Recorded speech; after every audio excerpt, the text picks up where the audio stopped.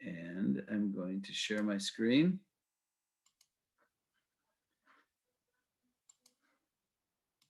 And we're going to begin Parsha Unpacked. Parsha Unpacked, Parsha's Terumah, which is quite an interesting Parsha. As we see, we'll get into it. We'll see it's unique. It's different than anything that we have done up until now. But it carries with it its own unique approach to spiritual growth. And that's what we're going to try to unpack a little bit tonight. But before we do, I just want to say that tonight's class is being sponsored by some of our very special class participants, as well as some of their additional family. So this class is being dedicated in memory of Michael Ben Yisrael, who is Talia Geister's father, in case you didn't recognize that face. There's quite a family resemblance. And Talia Geister's father, Michael Ben Yisrael, who was the most kind and gentle soul. He was an artist and taught us to see beauty even in the most challenging places. His daughter and nieces come together from around the globe to learn together with L'chaim Center, and we could not find a better way to honor his memory. So may Michael Ben Yisrael have an aliyas on the Shama. May his soul be elevated in Shemayim on his yahrzeit. And may the learning that we do bring nachas to him, and all the mitzvahs that his children and his nieces are doing should bring him great nachas. Okay, so now we're going to jump into this parsha. Now, what's interesting about this parsha, first of all, is that we know we're quite scholarly by this point. We've been studying a number of parshas. We're probably up to our 16th or 17th parsha maybe. And we know that the way of the Torah is that Hashem is very sparing with his language. As they say, Hashem did not get paid by the word when he wrote the Torah, and the Torah is very terse, I think is the word I'm looking for. So for example, what we know about the patriarchs and the matriarchs in many cases is based on a few verses.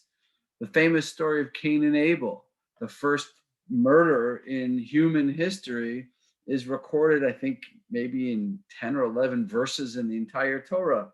What we learned about Moshe, what qualified Moses to be the great leader of the Jewish people that was chosen to lead the Jewish people out of Egypt and to the promised land, we learn in 4 verses about Moshe.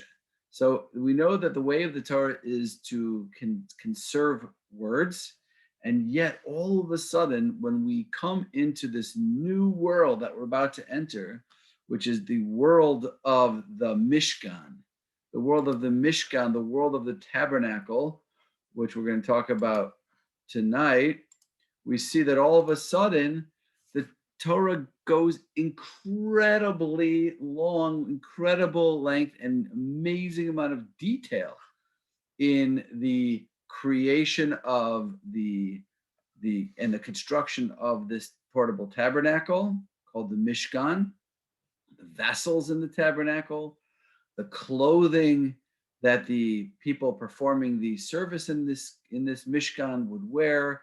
We're talking about Parshas Truma this week and Parshas Tetzaveh next week. And then there's a break, and then it goes back into it. Vayakel, Pekude, 4 entire parshios in the Torah, 4 whole Torah portions that are dedicated to this topic of the Mishkan, of this tabernacle and its function and how it was built and what was in it and what it looked like, down to the littlest detail, measurements, to the most precise measurements and the exact materials and what was required, what color were the threads and how they were woven and what the patterns looked like. It's unbelievable. So the question is, what's going on over here? And even more than that, one could ask the question, why is there even any description whatsoever on how to construct the Mishkan? we know that the purpose of Torah is to be a guidebook for eternity. That means every single one of us, Jews living today in 2021, whether we're living in Deerfield or Northbrook or Scottsdale or wherever we are, or Milwaukee, we're commanded, everything in the Torah has to be relevant to us. Okay, so if everything is relevant to us, how is this relevant to us? This was a specific commandment that was given to the generation that left Egypt, that was wandering in the desert, traveling in the desert, making their way to Eretz Israel, and they were given the commandment to construct, to make this Mishkan. So the question then is, why is it in the Torah? What does it have to do with me? Seemingly, it has almost nothing to do with me. The Torah is supposed to be an eternal guidebook. How is this guiding me in any way? So I want to do something unusual. I want to work a little backwards over here, and I want to start with a Kabbalistic understanding. And we'll come back to the Kabbalistic understanding in the end, but usually Kabbalah is like dessert, right? Usually we work our way up to Kabbalah, through the blood, sweat, and tears of hard work of understanding what's going on in the Torah. But I just wanted to give you a little bit of a perspective over here. I want to focus on something that's more Kabbalistic in nature. And in order to do that, I have one more question to propose, which is, who was the architect of this Mishkan? And not just of this building, but of all the vessels in there. Not only was he the architect, he was the architect and the artisan. He built everything. He created everything. He made every single piece in this building. And it was only one person who was charged with this job and this responsibility. Bezazel. Was? Who said that? Bezazel. Who said that? I can't see who said that. Oh, Jerry. Okay. Yeah. What did you say? Say it one more time. What was his name? Bezazel. Okay. Bitzalel, right. Bizazel, I guess, is the English version of it. Bitzalel. So let's take a look at the verse. The verse says, and this is not in this week's Parsha, it's, I think in next week's Parsha, it says, Re'eh, Karasi b'Shem. I have singled out an individual. Who is that? Bitzalel ben Uri ben Hur Lamata Yehuda. Bitzalel, the son of Uri, the son of Hur, from the tribe of Judah. And what does it say about this Bitzalel? And this is God speaking. He says, Va'amalei oso ruach Elokim. I have endowed him. I have filled him with a divine spirit. Ruach Elokim, a form of prophecy, if you will, a divine insight, a divine knowledge, a clairvoyance. Bechachma uvisvuna uvidas, with chachma, bina, and das. These are the deepest understandings of knowledge, wisdom of every type. Ubechol malacha, and in addition, he's a good craftsman. He knows how to create things. So why was it necessary for this architect, designer, and craftsman, artisan of the Mishkan to be endowed with Ruach Elokim, with a divine spirit, with prophecy, Das, Chochmah, Bina, and Das, these incredibly deep spiritual pathways of knowledge? Why was all this required? So if we take a look at the, sorry,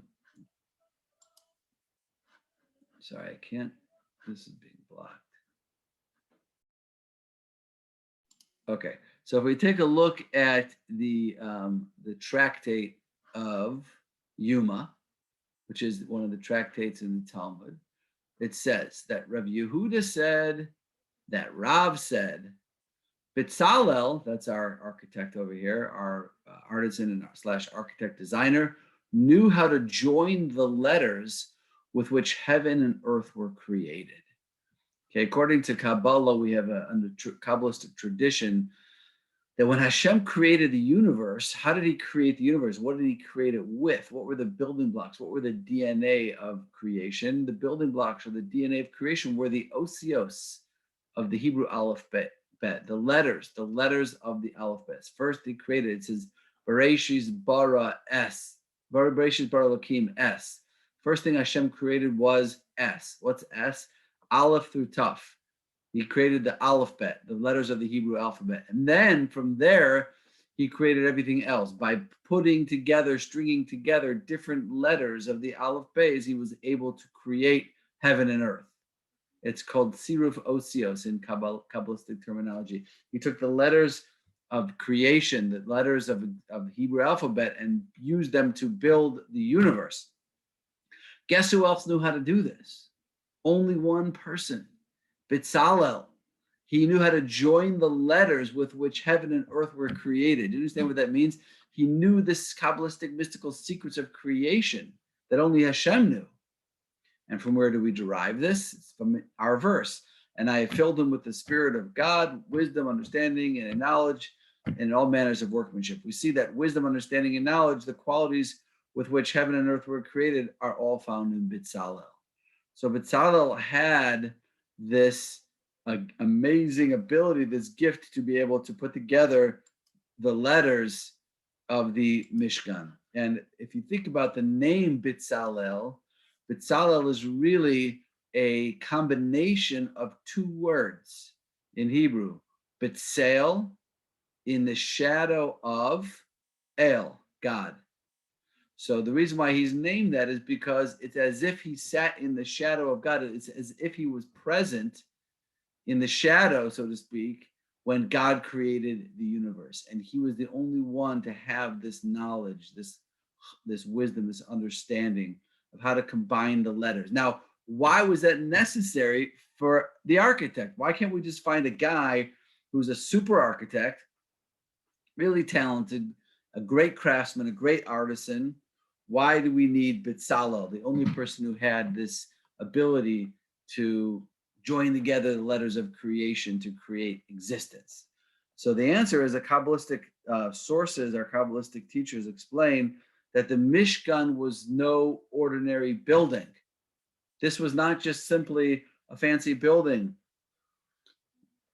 a temple, a house of worship. It was something much, much greater than that. The Mishkan was actually a microcosm of the entire universe.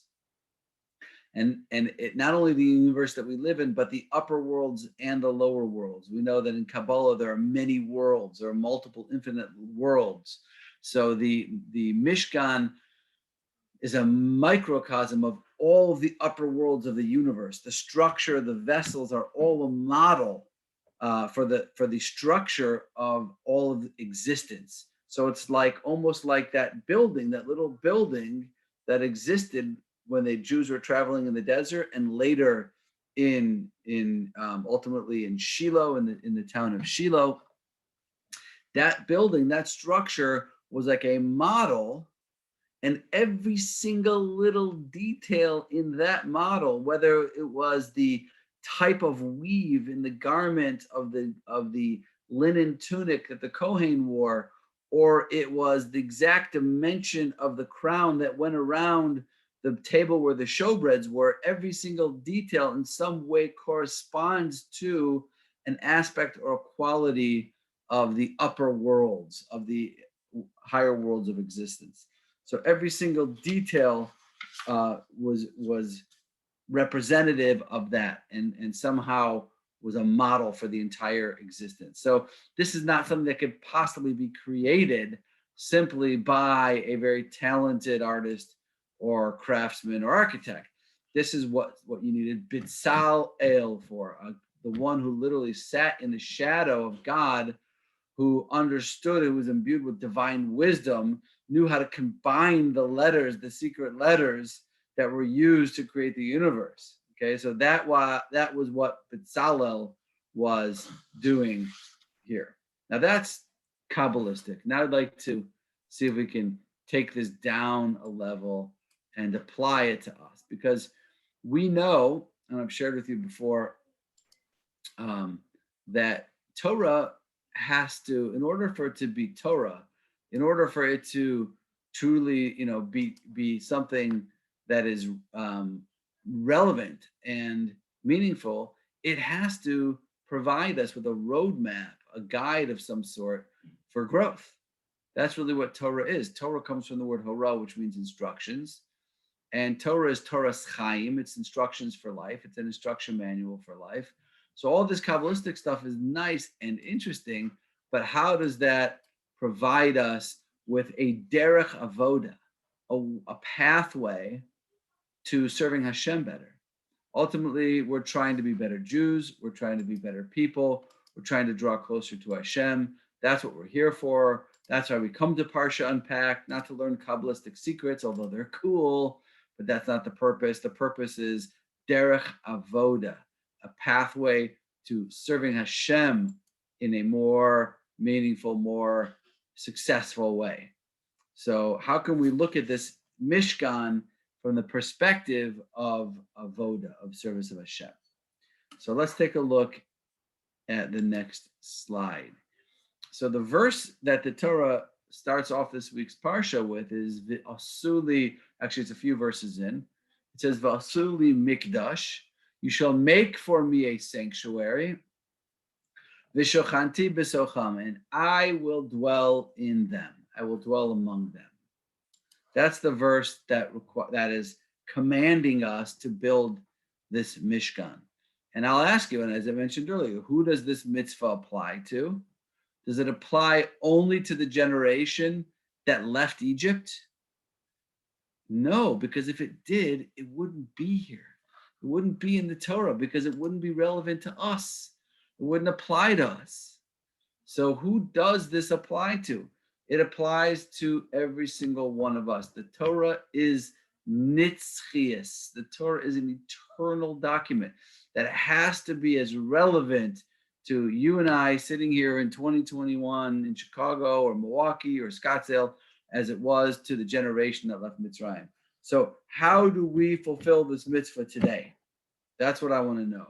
How do we fulfill the mitzvah of the Asuli Mikdash? Make for me a sanctuary, v'shachanti b'socham, and I will dwell in them. So let's start with the perspective of the Baal Shem Tov.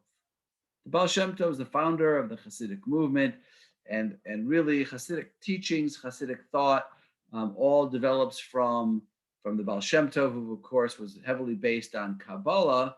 But what the Baal Shem Tov did, and what the Hasidic writings do, is they take the concepts of Kabbalah and they apply them to our regular daily lives in a more meaningful way.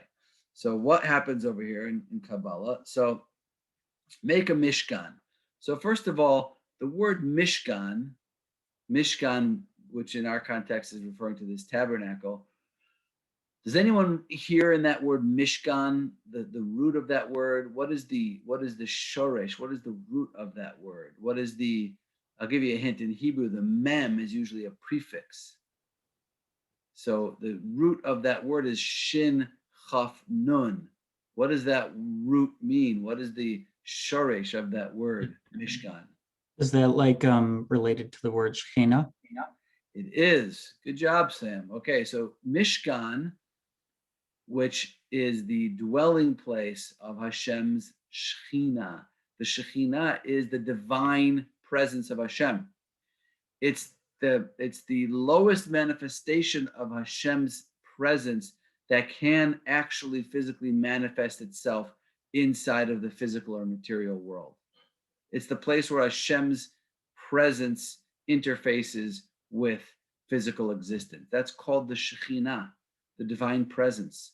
So what is the Mishkan? The Mishkan is the place where the Shekhinah dwells. It's interesting in Hebrew, modern Hebrew, if you want to say which neighborhood do you live in, you say Be'eze Shechuna Tagar. Which Shechuna? Shechuna is a dwelling place. So it's again related to this idea. So the Shekhinah dwells in the Mishkan. So when we say that we are commanded to make a Mishkan, what the Hasidic masters teach us is that means we are commanded to make a place for the Shekhinah, for the divine presence, to reside within us. So we have to make sometimes it's called a dira betachtona, a dwelling place on earth for God, or a Mishkan bilvavi, a Mishkan inside my heart. Either way, however you want to refer to it or call it, the mitzvah as it relates to me today is to make a dwelling place for the Shekhinah to create a place within us where the divine presence resides. Okay, that sounds pretty easy, right? Make a dwelling place for Hashem inside of us. But how do we do that? How does that work? So the answer is right here in these very verses. First, this is the Or HaChaim. I meant to quote this. The Or HaChaim points out that it does not say, make for me a Mishkan and I will dwell within it. Okay, let's just go back for a second. It says, make for me a Mishkan and I will dwell among them. What does it mean among them? It does not say within it, which means that the place that God will sanctify to dwell there is within the children of Israel, meaning that you make for me a Mishkan and I will dwell within you. So how do we do that? How does that work? So let's take a look at the verse. The verse says, it says, Daber al b'nei Yisrael v'ikhu li Truma. That's the name of this week's Parsha. This is the verse that gives the name to our Parsha. Tell the Israelite people to take from me a Truma.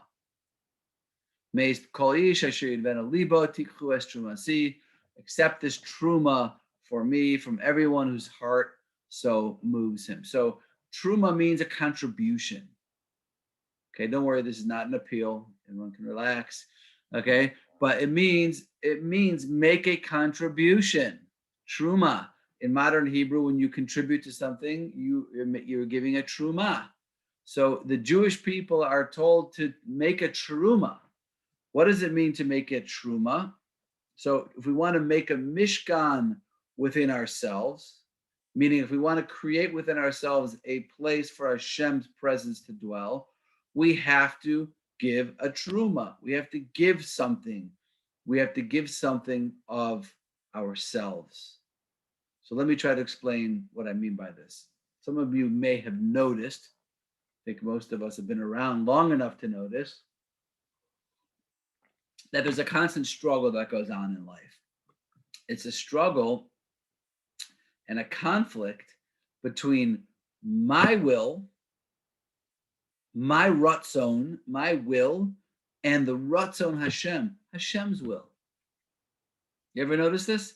They don't always seem to match up.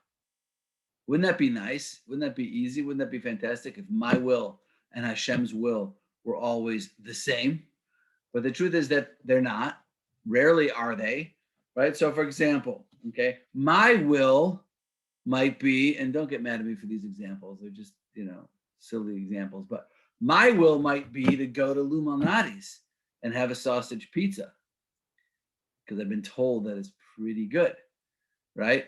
But Hashem's will might be for me to observe the laws of kosher so that my neshama will be able to function and operate in its optimal capacity. Okay, it might be my will to curl up on my couch at night and to read a book and just enjoy some time and relax. But it might be Hashem's will for me to pick up the phone and reach out to somebody who I know is lonely or could use a call or whatever, right? There's the conflict. It's not always the same. It might be my ratzon, my will, to sit on the couch on a Tuesday night at 8:00 and binge watch my favorite show on Netflix. And it might be Hashem's ratzon, Hashem's will for me to go to Parsha Unpacked and learn Torah and acquire wisdom and Jewish wisdom for living. Okay, it might be my ratzon, it might be my will to keep all of the money that I earn, all of the hard-earned money that I make, to keep it all. And it might be Hashem's ratzon that I give 10% away to people who are less fortunate and who are needy and who can't put food on their table. So you see, there's a conflict. It's not always the same. There's my ratzon and there's Hashem's ratzon. My will and Hashem's will. So what is a truma? A truma means when I give up some of my will and I replace it with Hashem's will. That's what truma means. That was right. And if I want to create a Mishkan within me, if I want to create a place within me for the divine presence to dwell, then I have to give a Truma, which means I have to be willing to give up some of my own will and to replace it with Hashem's will. Now, the good news is that this is not all or nothing, and it's actually a lifelong process, and it starts with small steps, but it's a constant process in life. One way of defining what it means to be, it's always a good question. What is a good Jew? Who is a good Jew? Everyone has a different answer to that question. One answer to that question is somebody who's engaged in this struggle, someone who's engaged in the battle of trying to slowly, gradually, every day, little by little, replace or give a truma and donate and sacrifice and commit some of my ratzon and my will and replace it with Hashem's will. And it's an endless process. There's no such thing as ever completing this process. It is an ongoing, endless process. But the good news is, right? The good news is that we don't have to complete the process. Okay, we don't have to finish this process. We really just have to start it. Okay, so that's the famous quote that I brought here in Pirkei Avot. Rahu Haya Omer, Rabbi Gamliel used to say, well, actually, I'll get to that quote in a minute, but Rabbi Gamliel used to say, Asay Ritzono Kirtzonecha, Kadesh Yaseh Ritzoncha Kirtzono. Rabbi Gamliel used to say, make his will like your will, so that he will make your will like his will, and nullify your will before his will, so that he will nullify the will of others before your will. Okay, it's interesting. We can go into that in more depth another time, but you see over here, what we're talking about is a synchronizing of ritzonos, a synchronizing of wills, my will to Hashem's will. That's really the goal over here. Now, there's another piece to this. As we continue, we can see one more dimension to this. Look at this verse over here. This is where we see all of the different, this is in the beginning of the Parsha, all of the different materials that were donated to the creation of this Mishkan.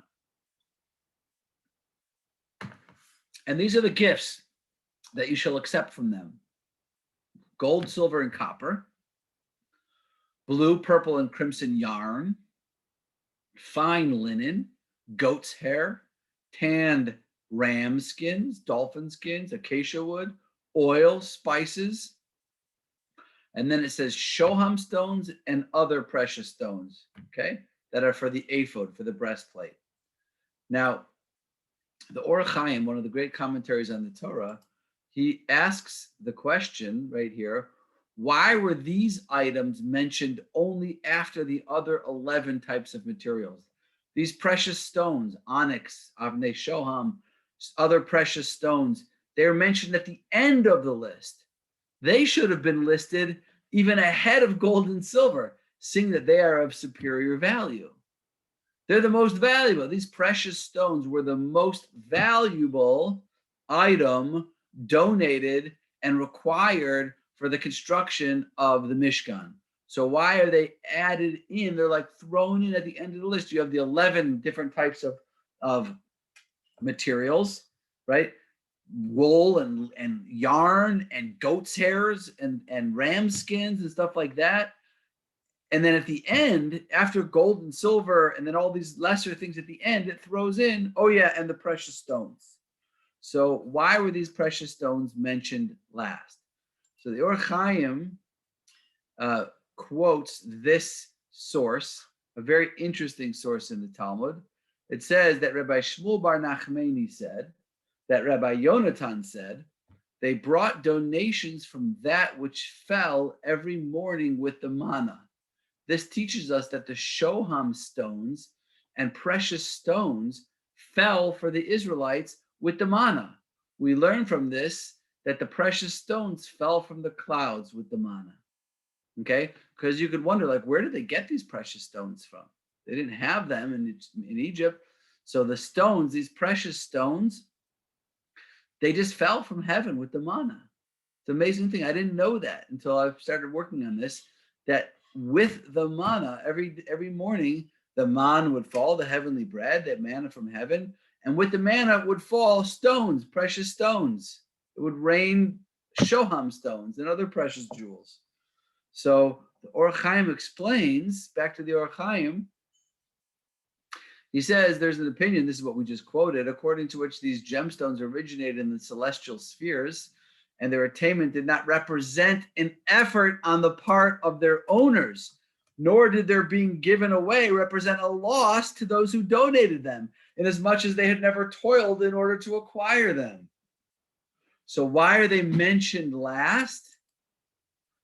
The reason why they're mentioned last is because even though they're most valuable in a sort of empirical sense or in an objective sense, they're the most valuable. They were more valuable than the gold and the silver, and certainly more valuable than the crimson yarn.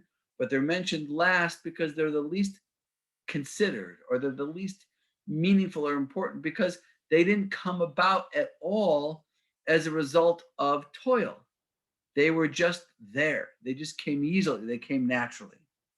So the lesson here, I think, that we can apply to our process over here is that in Hashem's eyes, when we're giving Truma, when we're making a contribution of ourself, which we've defined up until now as being, I am replacing in some area my will for Hashem's will.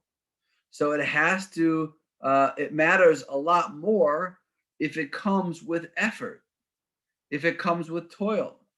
Okay, so my goal, I'm commanded, make a Mishkan. What's a Mishkan? Make a place for the Shekhinah to dwell within me. How do I do that? Truma. Give a Truma. Give a contribution.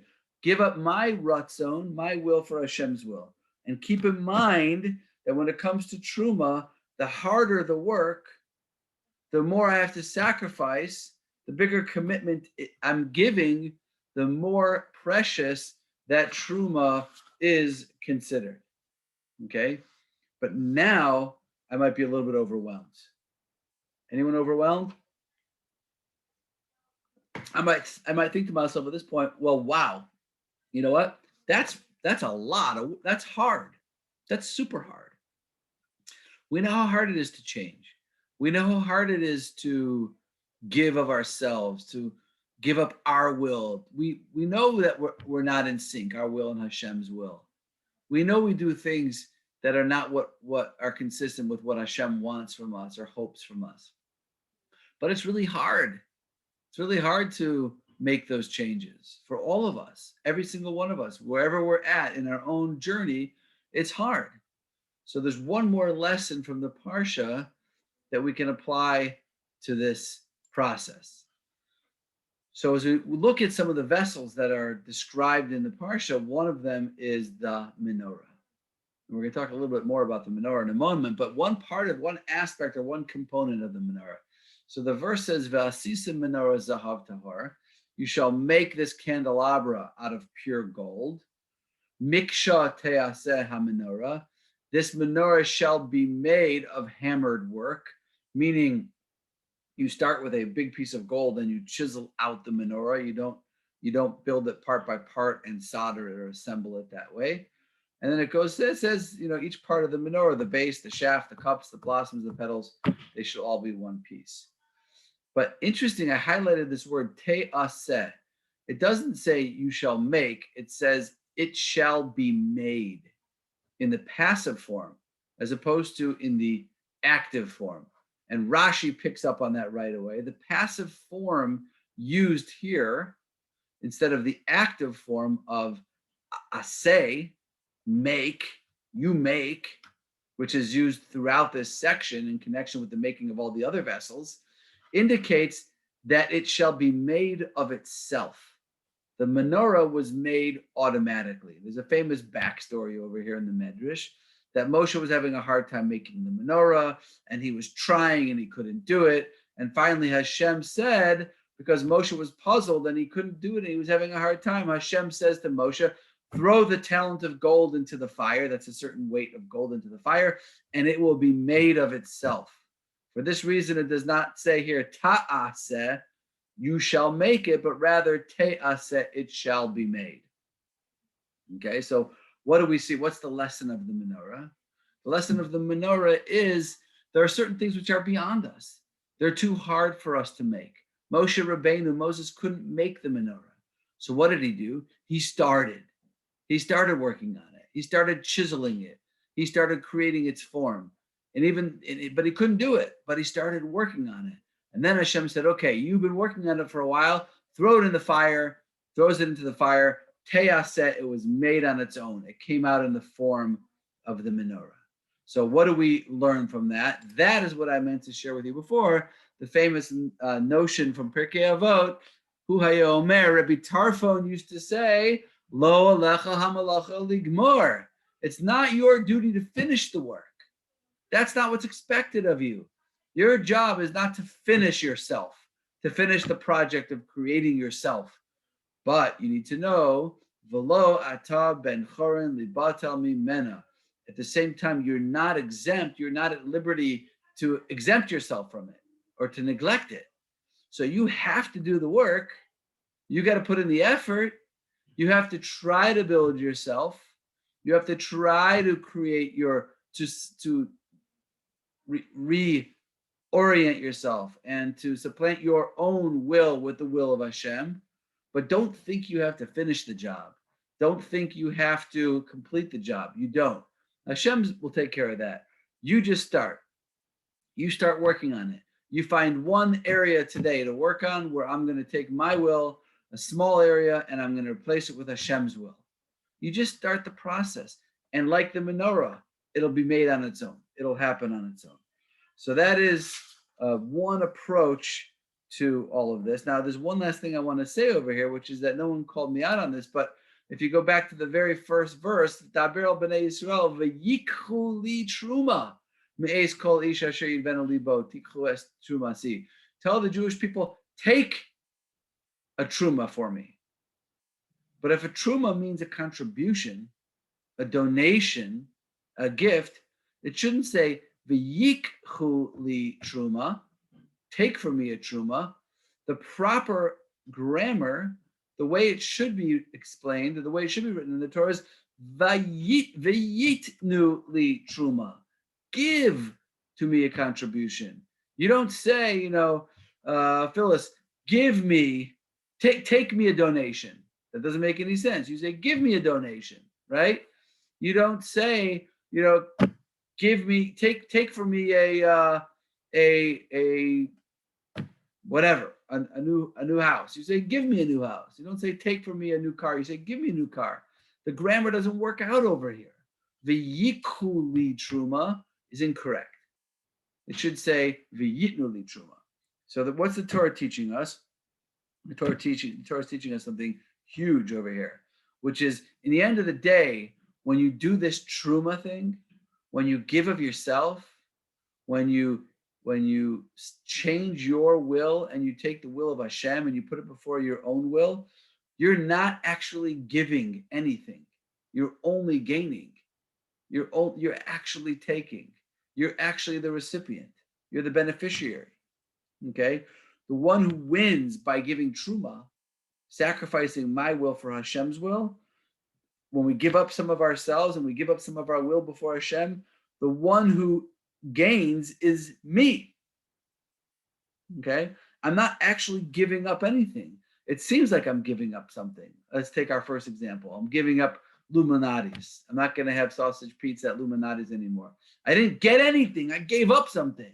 No. V'yikhu li truma. Take a truma. When you give up something of your will and put Hashem's will instead of your will, you're actually the recipient. You're the one who's taking. And that's what the Torah is teaching us over here. So just to summarize, the Torah is eternal. When there's a mitzvah in the Torah to build a Mishkan, it's talking not just to the generation that left Egypt, but to every single one of us. And what is the Torah demanding of us? The Torah is demanding that we create a place for the divine presence to exist within us. How do we do it? We do it by giving truma, which is actually taking, benefiting truma. because we're giving up a little bit of our own will and exchanging it with the will of Hashem. And that is the process of sacrifice and commitment to the will of Hashem. Even though it seems overwhelming, all we have to do is start the process, and Hashem will do the rest. And if we do, it's v'shechanti b'socham. I will dwell in your midst. I will be inside of you, and we will have created a dwelling place for Hashem to exist within us. Okay, are there any questions up until this point? That's the first approach that I wanted to share with you. I have one, David.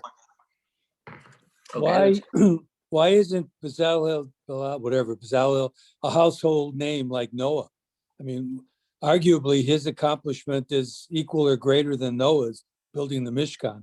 Why is he obscure and only a couple of our scholars knew the answer?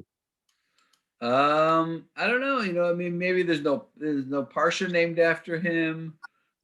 People usually don't get into the nitty-gritty of some of the details of studying the Mishkan. I mean, I have friends named Bezalel. I can think of two friends off the top of my head named Bezalel. So it's not an obscure word in my mind or in my world, but people who don't, who haven't delved deeply into Jewish learning or whatever may not have gotten to the details of the Mishkan, but they're certainly going to know the famous story of Noah and the flood. But you're absolutely right. I mean, there's no question that Bezalel is a very, very, very significant individual, and I think we should create a revival. I think everyone should, name your next child or grandchild Bezalel. Talk to Chana. Okay. You talk to him. Okay. Okay. David, was there any significance that Bezalel was so young? How young was he? He I was thought 7. he was like a teenager. Yeah, I think he was right.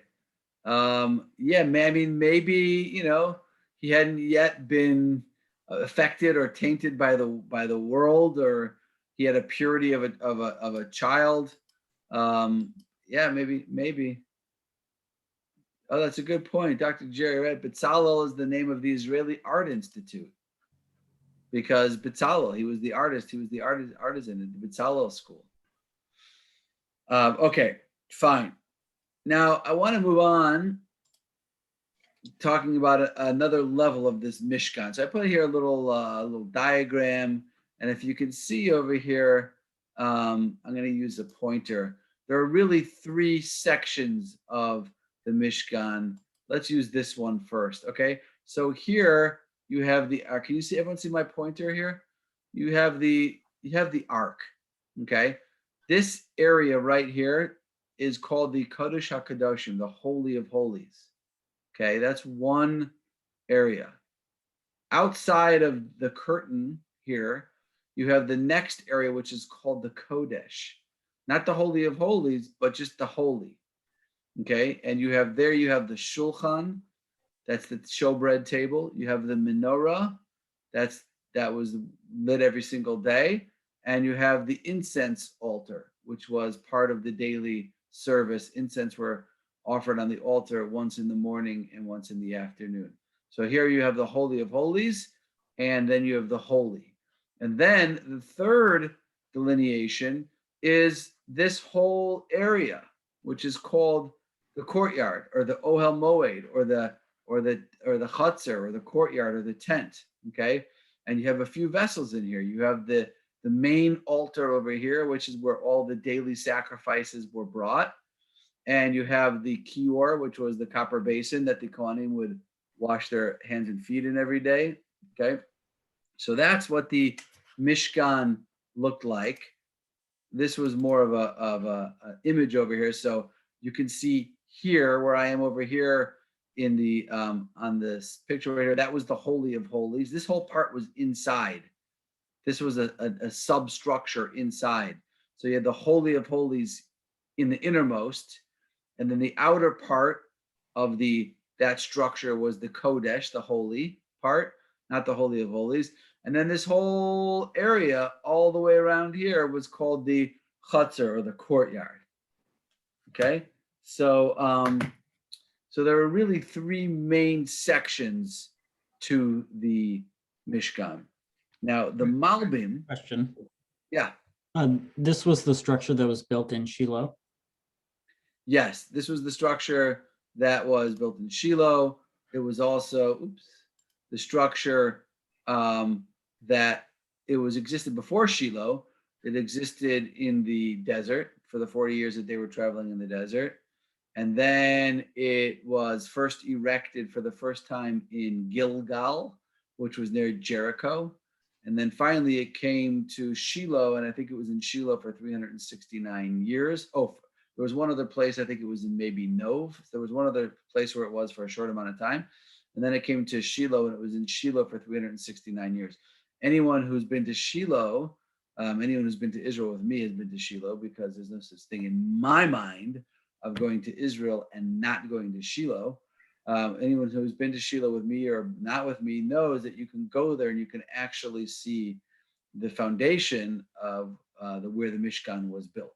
It's still there. The foundation is there. It's been excavated by architects, by archaeologists, and it's one of the most incredible places in all of Israel. I was just talking about this with Brad earlier today. We have a friend who lives in a little, not such a little yeshuv or small community on a hillside overlooking the area of the Mishkan. This little community is called Eli. And in Eli, she lives on the very, very, very top of the hill in Eli. And her backyard is on the top of the mountain, overlooks the exact spot where the Mishkan was. So if you walk out her back door, her backyard, and you go out her patio to a little hill area down there, you're standing on a mountain, a low mountain overlooking the Mishkan. And that whole hillside is where for 369 years, the Jewish people would encamp when they would come 3 times a year to fulfill the mitzvah of Aliyah L'Regel, of coming to the Mishkan on Pesach, Shavuos, and Sukkot. And the Mishnah tells us that when the Mishkan, the difference between the Mishkan and the temple in Jerusalem was that you can only eat the sacrifices, that during the times of the Mishkan, you could only eat from the sacrifices if you were in a spot where you could actually see the Mishkan. Later, when they built the temple in Jerusalem, the rules changed. As long as you were inside the walls of Jerusalem, you could eat meat from the korbanos, from the sacrifices, but you couldn't eat them outside of the walls of Jerusalem. But in Shiloh, you could only eat the korbanos, the sacrifices, if you were actually looking over and seeing the Mishkan. Okay.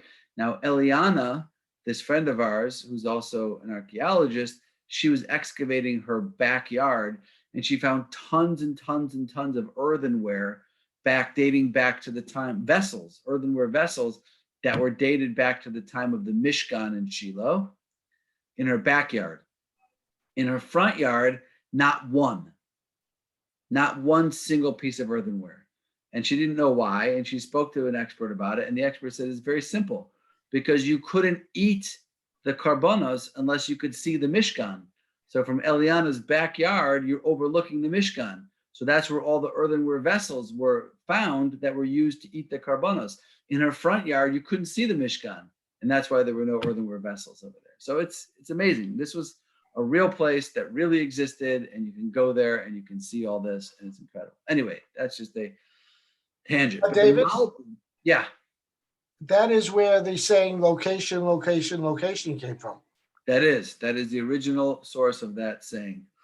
Okay, now the Malbim, Reb Meir Leibush, who was, we've spoken about the Malbim before. He was one of the great Torah commentators, lived in the middle of the 19th century in Hungary, and he has a commentary on all of Torah and all of Tanakh. So he has a book that he wrote, a sefer called Ramazeh HaMishkan, a whole entire book dedicated to Ramazim. Remez means hints or allusions of the Mishkan. And he goes through every single detail of the Mishkan and tells you exactly what it means and exactly what it corresponds to. And his notion is, I mentioned earlier that the Mishkan is a microcosm of the universe, but his idea is that the Mishkan is actually also corresponds to the human body and to the human being. He's not the only one who says this. Rabbi Dessler also comments. He says, go stand before a mirror. What do you see? A head, two eyes, a nose, a mouth. Look down and you'll see a neck, which leads to internal areas of the heart, stomach, etc. You're looking at a human being. But if you look closer, you will see one of the most profound creations in Hashem's world, a miniature Beit HaMikdash, a miniature temple in a miniature world. Okay, so according to the Malbim, you're actually looking at the Mishkan represents a human being. And he talks about that the courtyard of the Mishkan, now remember the courtyard is this whole outer area. It's the least holy part of the Mishkan. So the courtyard here, this whole area corresponds to the lowest level of the soul. Remember, we know there are 5 levels of the soul, 5 basic levels of the soul. The lowest level is the nefesh. That's the lowest level of the human being, the lowest part of the body. And that also corresponds to our actions, what we do physically. And the idea is that our actions should be kodesh. Our actions should be pure and holy. Okay? Then you move into the next level, which is the kodesh. That's the inside part here. You walk in the front over here and you're in the kodesh. The kodesh corresponds to the next level of the soul, which is the ruach, okay, which corresponds to the part of the human body, which is from the navel to the neck, let's say, which includes our heart, which means that our heart has to be dedicated to our service of Hashem. It's not enough ultimately that our actions correspond to the will of Hashem, but our heart has to be into it with kavanah, with intention, with ahavat Hashem, with love of Hashem, with yirat Hashem, with fear and awe of Hashem, all the emotional qualities that go into the full service of Hashem. And finally, the Kodesh HaKadoshim, which is the Holy of Holies, corresponds to our neshama, our soul on the highest level of the soul. Well, not the highest level, but the highest level that we have interaction with. You know, the 5 levels of the soul, only 3 do we have any interface with or connection. Nefesh, Ruach, and Neshama, which is the highest level of the soul, which we have a connection to. And that is on top of that, I didn't put a picture, but on top of that, in the ark, you have the ark, which represents the Torah, okay, which has the 2 tablets in it. The right side and the left side represent the right side of the brain and the left side of the brain. And there you have the keruvim, the cherubs, I don't know what you call them, the cherubs, the keruvim, that were these childlike gold cherubs, you know, structures that looked like children that were embracing one another. And that represents the highest levels of the soul, the Chaya and Yechida, which is above the ark. It hovers over the ark, like the levels of the soul which hover over us.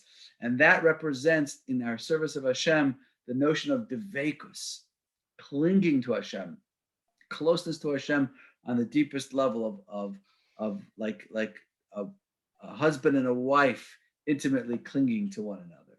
So that's the notion of these 3 levels. Also, from a Hasidic point of view, these 3 levels of the outer level, the inner level, and the innermost level also correspond to the 3 dimensions of Shabbos. Because Shabbos, what is Shabbos? Shabbos is in time what the Mishkan was in space, right? The Shabbos is a Mishkan in time. Shabbos is a sanctuary in time.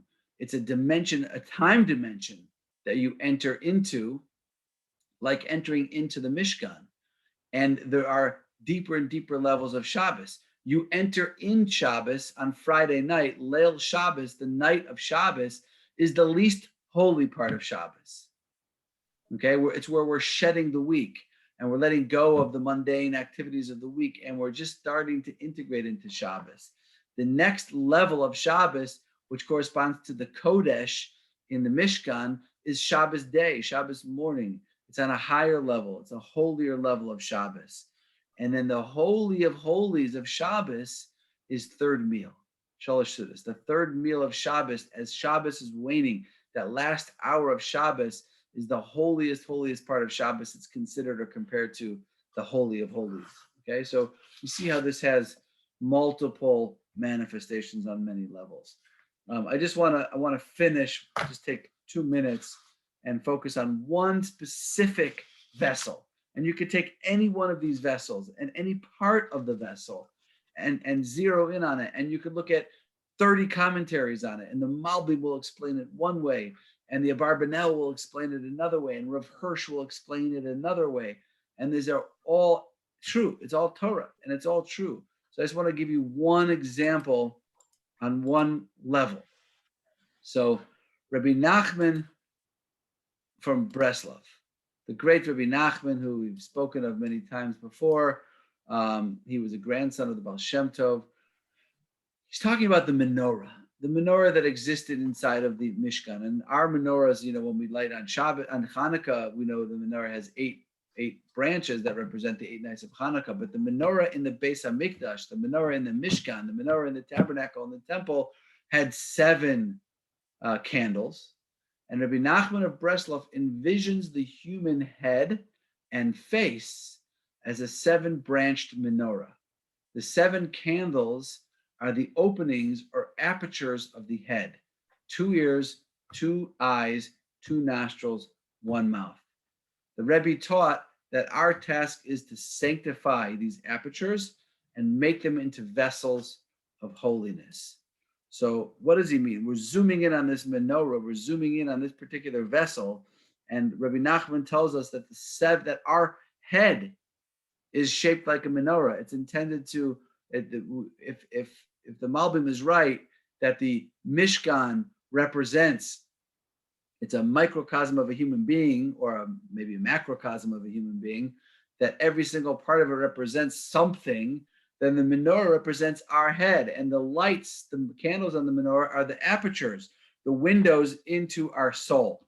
So Rabbi Nachman explains, we have 2 ears, and what we hear is recorded forever in our souls. Everything we hear, might not remember them, but they're recorded and embedded in our neshama.